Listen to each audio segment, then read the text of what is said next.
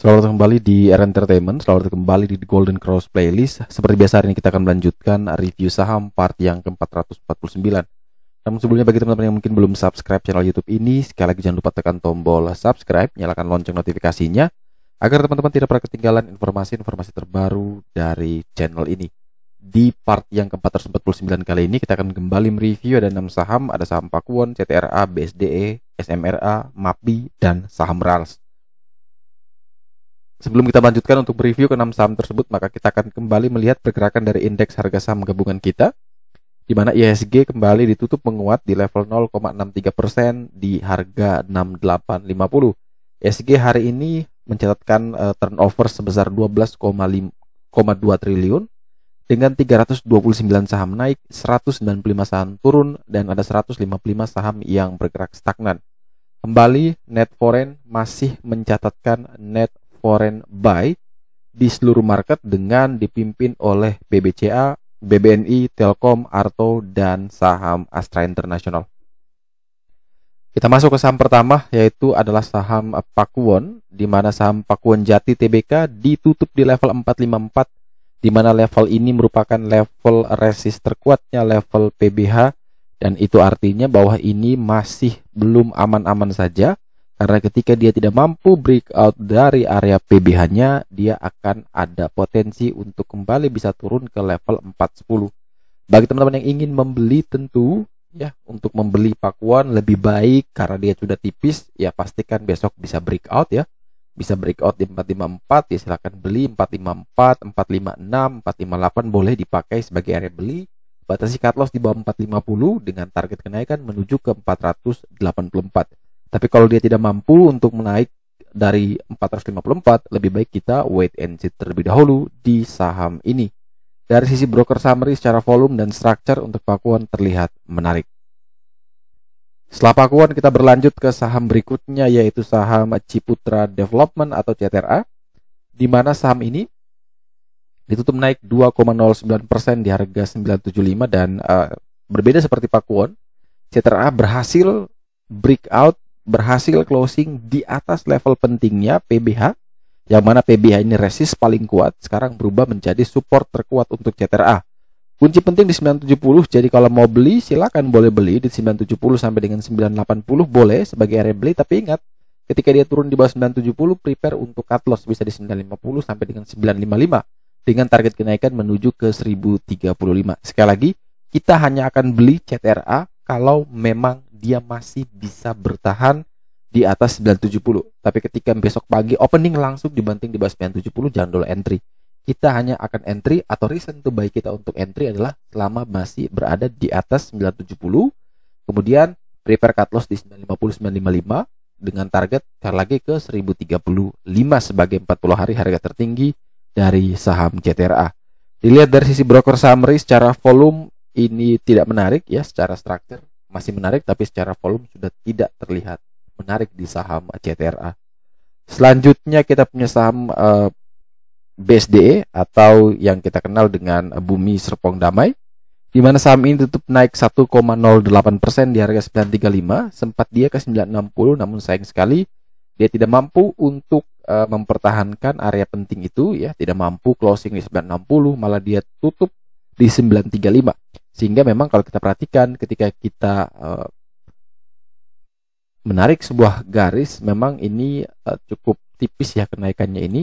Ada tekanan atau dorongan yang cukup besar dari atas ya, dimana takutnya seperti ini, kemudian sideways dan dibanting lagi. Jadi tidak ada yang tahu pasti, namun yang jelas saat ini BSD masih berada di atas level amannya. Level penting atau support terkuat PBL itu di 885, sedangkan harga sekarang 935. Tentu ini masih baik-baik saja. Ada beberapa opsi yang bisa teman-teman pakai. Yang pertama mungkin bisa beli ya di sekitaran level ini 920, 925. Boleh teman-teman ambil kalau dia turun ke sini dan kuat bertahan. Kalau gagal ya lebih baik cut loss dulu di 95, kemudian nanti antri lagi di 885. Itu opsi pertama. Opsi kedua adalah ketika dia tidak turun, malah dia naik di atas 950 sampai dengan 960, maka silakan buy on breakout dengan target ke 1000 sampai dengan 1080. Atau opsi ketiga, ketika besok misalkan opening terus dibanting di bawah 920, kemudian lebih bagus teman-teman tunggu sekalian di 885 sampai dengan 890 bisa untuk beli di sekitaran area PBL kembali. Jadi ini teman-teman bisa lihat ya apa yang akan terjadi besok dan kira-kira strategi dari 3 itu mana yang lebih baik untuk kita ikuti. Contoh kayak saham-saham konstruksi yang kemarin kita sudah bilang bahwa secara the golden cross memang masih jauh, tapi kalau kita coba estimasi dengan Fibonacci retracement itu kelihatan tuh bahwa dia masuk ke golden ratio dan hari ini semuanya pada terbang kan. Jadi kayak Waskita itu naik 4% lebih, kemudian contohnya PTPP itu semuanya naik 4%. Jadi itu karena memang ada golden ratio di sana. Nah, ini kalau saya prediksi ya, ini dia masih tertahan sebenarnya. Ini masih tertahan di sekitaran golden ratio di 50%, mungkin ini ketahan di sana. Jadi ketika dia tidak mampu breakout, maka potensi penurunan itu bisa terbuka lebih lebar lagi. Tapi kalau ini dia tembus 950, 960 ini cukup menarik untuk kita ikuti dan itu memungkinkan untuk dia bisa terus kembali melaju rally dengan ya target kalau kita tarik garis dari sini dari PBL ke PBA kita pindahkan ini mungkin masih cukup jauh ya, bahkan lebih dari 1080 bisa jadi. Nah, ini yang harus kita amati betul apakah memang dia mampu naik dari 950 960 atau tidak. Kalau dia koreksi dulu lebih baik memang tunggu lagi di sekitaran area PBL di 885 sampai dengan 890. Kalau kita perhatikan untuk broker summary ya, ini secara volume dan structure sebenarnya tidak menarik untuk BSDE. Setelah BSDE kita ke properti lainnya ada Summarecon Agung dengan kode emiten SMRA di mana saham ini tutup 2,14%. SMRA sendiri sedang berjuang untuk menuju ke area resist di 745. Mungkin bagi yang sudah punya SMRA di harga bawah, tentu target berikutnya adalah menuju 745. Kalau 745 berhasil ditembus, maka next ada 875. Bagi yang belum punya barang, tentu kita harus menunggu breakout sekalian di 745, baru kita beli dengan target ke 875. Selama dia masih belum breakout, tentu masih ada potensi dia koreksi, dan potensi itu bisa menuju sampai ke level PBL di 650. Jadi bijak-bijak, kalau memang dia tidak mampu breakout, lebih baik sabar, tahan diri dulu. Kita tunggu pertama di level 700, kalau 700 ini tidak mampu dipertahankan, lebih baik kita tunggu di 650. Tapi kalau kuat di sini kemudian kita beli dan ternyata dia dibanting, ya langsung prepare untuk cut loss ya. Beberapa tick boleh atau mau langsung di bawah 650 juga boleh. Ini kembali kepada preferensi resiko masing-masing. Kemudian dilihat dari sisi broker summary untuk volume ini belum menarik ya untuk volume, namun secara structure untuk SMRA masih terlihat menarik.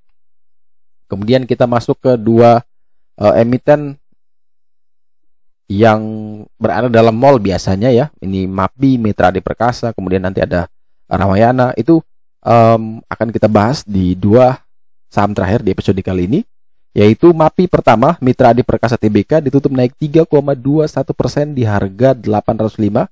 MAPI sendiri punya pola yang cukup menarik ya, dia sedang berjuang untuk kembali breakout ya dengan ada triple di sini ya, triple untuk menguji resistnya dan apakah ini kembali turun ya, ada rejection lagi atau ini berhasil. Tidak ada yang tahu market esok harinya, tetap 50-50, tapi kalau kita mau buy memang tentu menunggu sekalian dia breakout dari resist 820. Ini penting sekali karena sudah 3 kali dia mencoba itu tidak mampu untuk tembus, maka kalau tembus dan bisa closing di atas itu tentu itu menjadi sebuah changing yang baru ya, perubahan baru untuk dia bisa terus up lebih tinggi lagi, bisa sampai 900 bahkan 1000. Jadi kalau teman-teman yang ingin membeli lebih bagus buy on breakout 820 dengan target ke 900 sampai 1000 ya, prepare cut loss di bawah 800. Tapi kalau dia belum mampu melewati 820, lebih baik teman-teman bersabar, bisa tunggu lagi di 725. Ini adalah area PBL ya, 725 sampai dengan 730 lah. Itu teman-teman bisa koleksi kembali saham MAPI. Dilihat dari sisi broker summary, secara volume ini belum menarik ya, secara volume belum menarik, tapi secara structure MAPI terlihat menarik. Dan saham terakhir yang akan kita review di part yang ke-449 hari ini adalah saham RALS atau Ramayana Lestari Sentosa Tbk. Di mana saham RALS ditutup naik 1,61% di harga 630. Saham RALS sedang mengalami downtrend di sini, kemudian mencoba naik, namun naiknya ini masih jauh dari area PBH ya, 665. Tentu dia lebih dekat dengan area PBL di 610. Nah, kalau teman-teman yang ingin mau membeli, tentu 610, 620 boleh teman-teman pakai sebagai area beli. Kalau misalkan besok dia koreksi sedikit, kemudian bisa masuk di area 610 sampai 620, boleh diambil. Yang penting tidak jebol terus di bawah 610. Bagaimana kalau jebol? Nah, kalau jebol kita prepare cut loss-nya. Jadi di bawah 610 kita prepare cut loss mungkin di 600 atau di 595. Boleh teman-teman pakai untuk SL-nya. Target kenaikan sama menuju 665 sampai dengan 700. Kemudian dari sisi broker summary secara volume untuk RALS di sini terlihat belum menarik. Begitu juga dengan strukturnya masih belum terlihat menarik. Oke, sekian dulu review saham part yang ke-449 hari ini. Terima kasih banyak teman-teman yang telah menonton. Sekali lagi jangan lupa like, comment, dan subscribe. Bantu share juga agar semua informasi yang ada dalam video ini dapat berguna, bermanfaat, dan tentunya bisa membantu trading di keesokan harinya. Sekali lagi terima kasih banyak. Sampai jumpa dan semoga membantu.